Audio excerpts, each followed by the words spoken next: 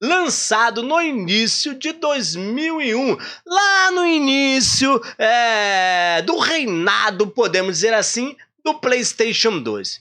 Esse jogo, ele é fenomenal. A Capcom realmente fez uma verdadeira obra de arte no início da vida do PlayStation 2.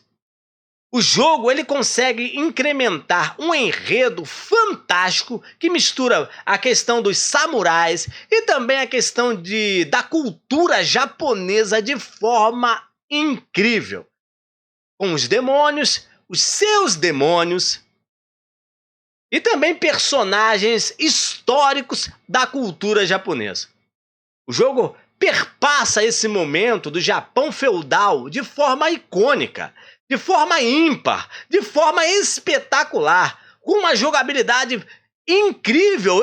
Eu confesso pra vocês, eu já tinha jogado vários jogos como Tenchu no PlayStation 1, mas quando eu me deparei com Onimusha a primeira vez, eu falei, meu Deus, que jogo incrível!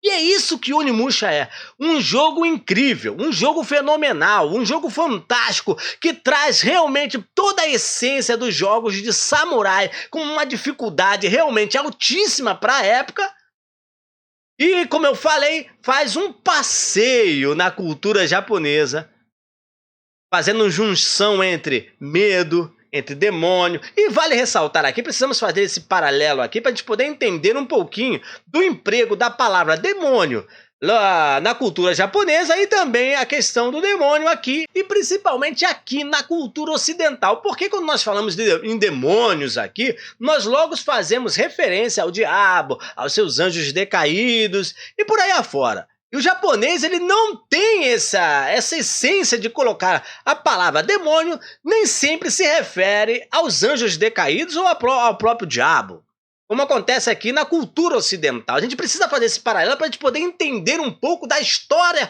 e desse enredo rico de Onimusha, que realmente ele traz toda essa bagagem, mostrando um pouco da questão dos demônios, sim, literalmente falando como acontece aqui no Ocidente, mas também colocando a palavra demônio como os medos e principalmente como a malignidade dos personagens da época.